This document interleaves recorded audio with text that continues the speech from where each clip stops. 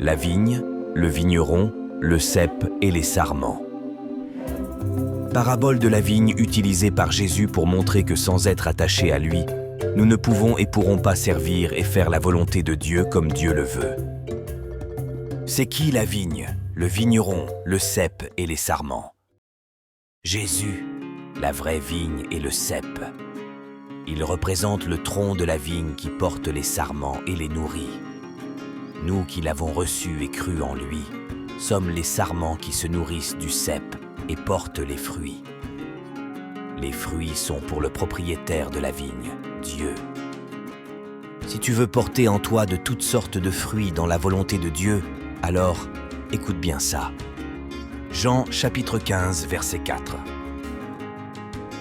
Demeurez en moi, et je demeurerai en vous. Comme le sarment ne peut de lui-même porter du fruit s'il ne demeure attaché au cep, ainsi vous ne le pouvez non plus, si vous ne demeurez en moi. Lorsque le Seigneur Jésus-Christ nous parle ainsi, c'est pour bien dire que sans lui et sans être attachés à lui, nous ne pouvons pas accomplir l'œuvre de Dieu, et Dieu ne trouve pas sa volonté dans ce que nous faisons. Cela est évident, puisque Dieu lui-même nous l'avait dit dans le livre de Matthieu chapitre 17, verset 5. Comme il parlait encore, une nuée lumineuse les couvrit. Et voici, une voix fit entendre de la nuée ces paroles. Celui-ci est mon fils bien-aimé, en qui j'ai mis toute mon affection. Écoutez-le. Puis que de sa bouche peut seulement sortir la vérité, c'est pourquoi il nous rappelle en disant ceci, Jean chapitre 15, verset 5. Je suis le cep, et vous êtes les sarments. Celui qui demeure en moi et en qui je demeure porte beaucoup de fruits, car sans moi, vous ne pouvez rien faire. Mais si nous ne demeurons pas en lui, voici donc ce qu'il dit. Jean chapitre 15, verset 6. Si quelqu'un ne demeure pas en moi, il est jeté dehors, comme le sarment, et il sèche. Puis on ramasse les sarments et on les jette au feu, et ils brûlent. Mais si nous demeurons en lui et que ses paroles demeurent en nous, il nous rassure en disant ceci. Jean chapitre 15, verset 7.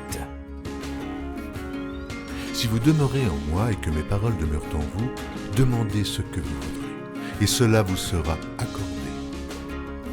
Le verset 7 souligne un point important en disant « Si vous demeurez en moi et que mes paroles demeurent en vous, demandez ce que vous voudrez, et cela vous sera accordé. » Toute demande adressée à Dieu est accordée par Dieu lorsqu'il trouve sa volonté dans la demande qui lui a été faite.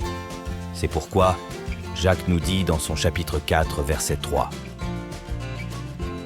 Vous demandez et vous ne recevez pas, parce que vous demandez mal, dans le but de satisfaire vos passions.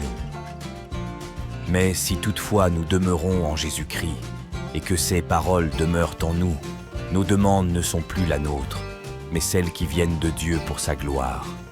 Demeurons donc en Jésus-Christ et que sa parole demeure en nous, aujourd'hui et à jamais. Amen.